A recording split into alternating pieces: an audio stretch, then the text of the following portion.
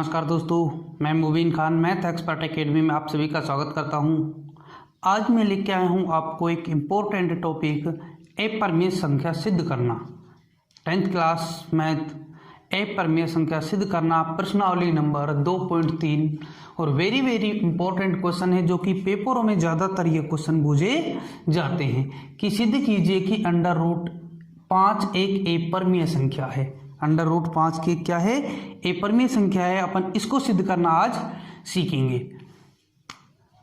तो अपन क्या करते हैं कि सिद्ध कीजिए √5 केवल एक संख्या का अंतर होता है, बाकी चीज का कोई अंतर नहीं होता कि √2 हो, √7 हो, √11 हो। इस एक ही क्वेश्चन से अपन अनेक क्वेश्चन बनाएंगे।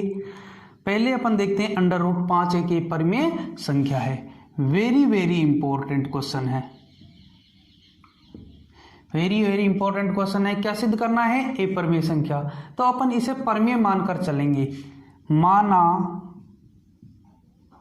√5 एक परिमेय संख्या है। क्या मान के चलेंगे? एक परिमेय संख्या है। √5 एक परिमेय संख्या है। तब तो परिमेय संख्या की परिभाषा होती है कि उन संख्याओं को p/q के रूप में व्यक्त किया जा सकता है। p/q के रूप में लिखा जा सकता है परिमेय संख्याओं को। तो अपन लिख सकते हैं p/q बराबर √5, जहां p/q पूर्णांक है। p/q क्या है? पूर्णांक है और q नॉट इक्वल 0 है। p/q पूर्णांक है, q का मान क्या नहीं है? 0 नहीं हो सकता। तो अब अपन इसको आगे करते हैं, वज्र गुणन कर देते हैं इसके नीचे 1 लगाकर। इसका गुणा इससे, इसका गुणा इससे। तो p बराबर हो जाएगा √5 × q। दोनों पक्षों का वर्ग कर दें। दोनों पक्षों का क्या कर दें? वर्ग कर दें। तो √5 का वर्ग करेंगे तो 5 हो जाएगा q का स्क्वायर। इधर लिख देंगे दोनों पक्षों का वर्ग करने पर।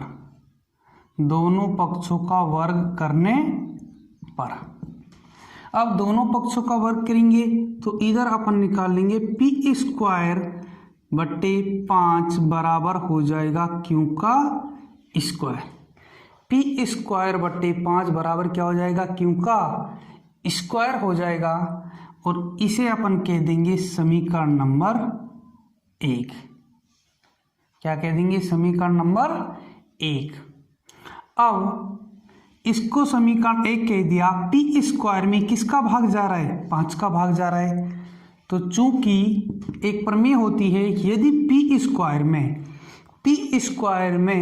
5 का भाग जाता है तो p में भी 5 का भाग जाएगा। कहने का मतलब किसी संख्या के स्क्वायर में यदि 5 का भाग जाता है तो उस मूल संख्या में भी 5 का भाग जाएगा। तो अपन को लिखना है, चूंकि प्रमेय से यदि p² में 5 का भाग जाएगा तो p में भी 5 का भाग जाएगा तो p में भी 5 का भाग जाएगा। यानी p² में 5 का भाग जाता है तो 5 का भाग जाता है तो p में भी 5 का भाग जाएगा। p² में जब 5 का भाग जाता है तो p में भी 5 का भाग जाएगा। इसलिए p² क्या हो जाएगा? 5।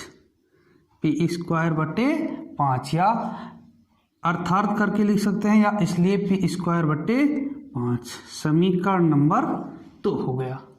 अब अपन ने p² में 5 का भाग जाता है तो p में भी 5 का भाग जाएगा। कहने का मतलब p के बटे क्या हो गया? 5 हो गया। अब माना अपन ने भाग दे दिया पी में, किसमें भाग दे दिया, पी में। तो पी बराबर अपन मान लेते हैं पी बराबर 5r। जो संख्या लगी है 5 लगा है तो 5r मानेंगे, 2 लगा है तो 2r मानेंगे, 3 लगा है 3r मानेंगे। 5r जहां r कोई अन्य पूर्णांक है, जहां r कोई अन्य पूर्णांक है, तब समीकरण 1 से, तब किससे, समीकरण 1 से। तो तब समीकरण 1 से करेंगे 5r का होल स्क्वायर, पी की जगह मान रख देंगे, समीकरण 1 में मान रखेंगे कि p बराबर क्या माना है अपन ने, 5r, तो p के स्थान पर 5 रख दिया, बटे 5 बराबर q का स्क्वायर। तो इसका वर्ग करेंगे 5 का 25r स्क्वायर बटे 5 बराबर q का स्क्वायर। तो 5 से काट देंगे, 5r स्क्वायर बराबर हो जाएगा q का स्क्वायर। तो r स्क्वायर बराबर हो जाएगा q स्क्वायर बटे 5, और इसे कह देंगे, यानी अभी इसको समीकरण नंबर नहीं देंगे कि r स्क्वायर बराबर q स्क्वायर बटे 5। जिस प्रकार p स्क्वायर बटे 5 आया था उसी प्रकार आ गया q स्क्वायर बटे 5 आ गया। अब q स्क्वायर बटे अपना 5 आ गया, तो आगे अपन देखेंगे कि चूंकि वही लाइन बस p के स्थान पर क्या कर दो, q कर दो। चूंकि q स्क्वायर में 5 का भाग जाता है तो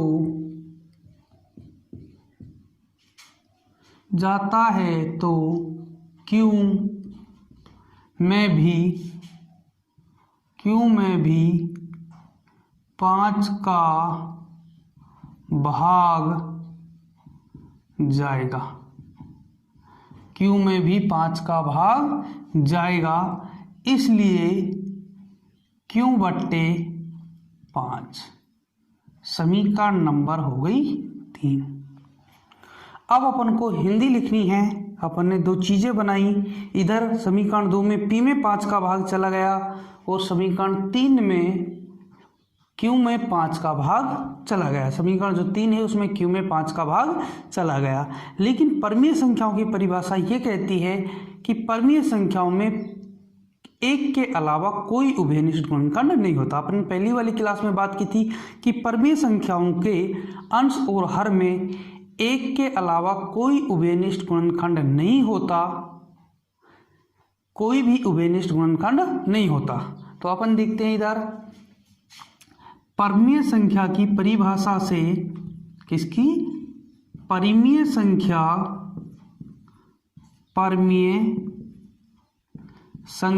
की परिभाषा से हम जानते हैं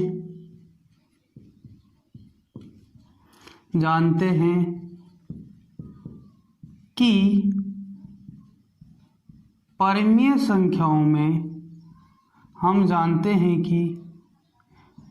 संख्याओं में परमीय संख्या की परिभाषा से हम जानते हैं कि परमीय संख्याओं में एक के अलावा कोई भी उभयनिष्ठ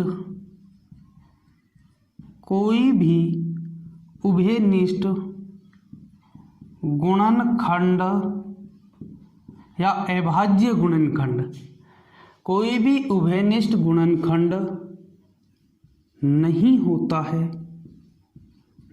होता है जबकि समीकरण दो वे समीकरण 3 से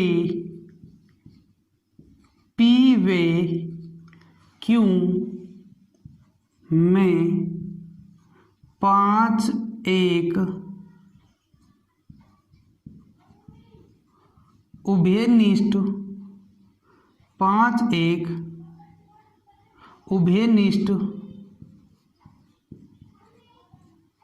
गुणनखंड है।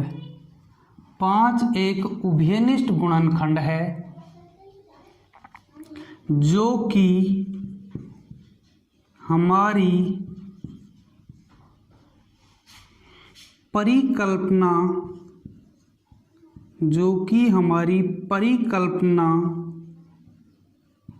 का विरोधाभास है,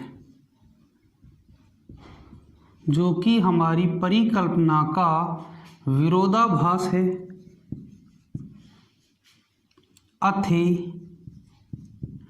√5 एक अपरिमेय संख्या है। √5 एक अपरिमेय संख्या है।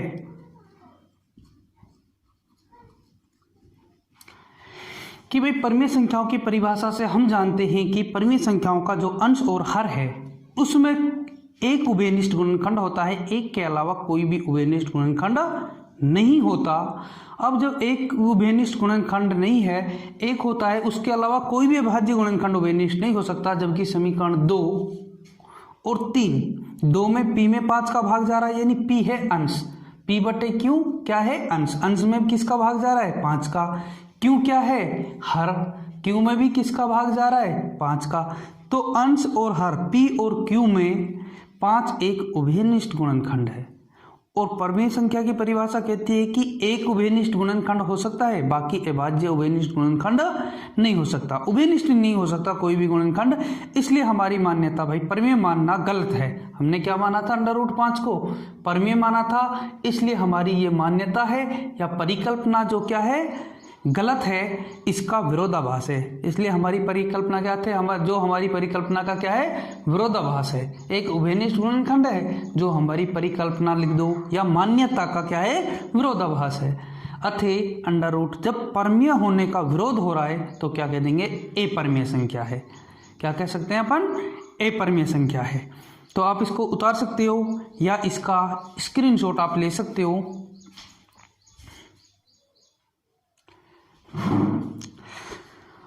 तो दोस्तों ये देखा अपन ने √5 एक अपरिमेय संख्या सिद्ध करना। अब अपन कोई भी संख्या सिद्ध कर सकते हैं। अपन ये कर सकते हैं √3, √7, √11। हिंदी में कोई चेंजिंग नहीं होगा, चाहे कुछ भी हो, हिंदी में कोई भी चीज़ अपन को चेंज नहीं होगा। केवल जो अपरिमेय संख्या हैं उनमें ही अपन को क्या है चेंज करना है। कि यदि अपन इसी क्वेश्चन को चेंज करते हैं और एक ही क्वेश्चन से अपन अनेक क्वेश्चन कर सकते हैं। कि सिद्ध कीजिए कि √ जो 5 है इसकी जगह मैं लिख देता हूं √3 लिख दिया। क्या सिद्ध करते हैं √3। तो अब देखते हैं क्या क्या अपन को चेंज करना पड़ेगा। कि माना √5 की जगह बस जहां पर ये आया है चेंज संख्याओं को चेंज कर दो। √3 एक परिमेय संख्या है, तो परिमेय संख्या है तो P बटे Q के रूप में लिखा जाएगा। P बटे Q बराबर √ जहां 5 था उधर क्या चेंज कर दिया अपन ने 3। इनका वज्र गुणन किया तो √ में इधर क्या जाएगा 3, स्क्वायर करेंगे तो क्या हो जाएगा 3P² बराबर 3Q का स्क्वायर, दोनों पक्षों का वर्ग करने पर। कहने का मतलब हिंदी का एक शब्द भी आपको नहीं छेड़ना, केवल उस संख्या को चेंज करना है। 5 के स्थान पर केवल क्या रिप्लेस करना है 3 रिप्लेस करना है। तो 5 जहां पर दिखाई दे रहा है अपन क्या चेंज कर दे 3। और 3 यदि P² में किसका भाग जाता है 3 का भाग जाता है तो P में भी किसका 5 की जगह 3 का भाग जाएगा। तो इसे क्या कह देंगे, वही समीकरण नंबर 2। अब किस में भाग दे दिया, p में भाग दे दिया। अपन ने p बराबर कितना माना था, 5r। कब माना था, जब 5 को सिद्ध करना था। अब किसको सिद्ध करना है, 3 को। तो इधर क्या मानोगे आप, 3r मान लोगे, 3r मान लोगे, जहां r कोई अन्य पूर्णांक है। तब समीकरण 1 में मान रखेंगे। तो समीकरण 1 जो बन गई है 3r बटे क्या, 3। इसका वर्ग करते हैं, 3 का वर्ग हो जाएगा कितना, 9 बटे कितना, 3। 3 से काट देंगे 3 बार, तो 3r स्क्वायर बराबर हो जाएगा क्यू स्क्वायर, और r स्क्वायर बराबर क्यू स्क्वायर बटे क्या आ जाएगा, 3 आ जाएगा, 3 आ जाएगा। क्यू स्क्वायर बटे कितना आ जाएगा, 3 आ जाएगा। अब चूंकि क्यू स्क्वायर में किसका, 5 का, लेकिन 5 की जगह क्या, 3 का भाग जाता है, तो क्यू में भी 3 का भाग जाएगा, इसलिए क्यू बट्टे 3 या अर्थात क्यू बट्टे 3 हो जाएगा। तो कहने का इसमें लेंगे, परमेय संख्या की परिभाषा से हम जानते हैं कि परमेय संख्याओं में एक के अलावा कोई भी उभयनिष्ठ गुणनखंड नहीं होता, कोई भी अभाज्य उभयनिष्ठ गुणनखंड नहीं होता, या केवल कोई भी उभयनिष्ठ गुणनखंड नहीं होता। उभयनिष्ठ गुणनखंड नहीं होता जबकि समीकरण 2 और समीकरण 3 से p व q में क्या उभयनिष्ठ आ रहा है, 3 का भाग जा रहा है, और इधर भी किसका भाग जा रहा है, 3 का भाग जा रहा है। इधर भी अपना किसका भाग जा रहा है, 3 का, और इधर भी किसका जा रहा है, 3 का भाग जा रहा है। तो 3 एक उभयनिष्ठ गुणनखंड है, जो कि हमारी परिकल्पना या मान्यता का विरोधाभास है। अथे √3 एक अपरिमेय संख्या है। तो आपको दोस्तों, आपको एक भी शब्द हिंदी का नहीं छेड़ना, केवल आपको संख्या रिप्लेस करनी है जिस भी संख्या को आपको देता है। और पेपरों में ऐसे ही उसमें पूछा जाता है कि संख्या चेंज होती है। ये क्वेश्चन अपना बोर्ड पेपर में आया, ये देखा अपन ने कि √5, √2, √7, √11, कोई भी संख्या को अपन अपरिमेय संख्या कैसे सिद्ध करते हैं। तो आगे अपन बात करेंगे प्लस और माइनस वाले, जैसे 2 + √2 अपरिमेय संख्या सिद्ध करना, 3 + √5, 5 - √3 को अपरिमेय संख्या कैसे सिद्ध करते हैं, अगली क्लास में अपन बात करेंगे। तो आशा करता हूं दोस्तों कि ये क्लास आपको पसंद आई होगी, और यदि ये क्लास आपको पसंद आई है तो आप अपने यूट्यूब चैनल MEA यानी मैथ एक्सपर्ट एकेडमी को लाइक करें, शेयर करें एंड सब्सक्राइब करें। तो आगे फिर मुलाकात करते हैं अच्छी एक बढ़िया क्लास लेकर कि 2 + √3, 5 - √3, इस प्रकार के क्वेश्चन जो बन के आते हैं उनको कैसे सिद्ध किया जाता है। तो तब तक के लिए सभी को धन्यवाद दोस्तों। जय हिंद, जय भारत।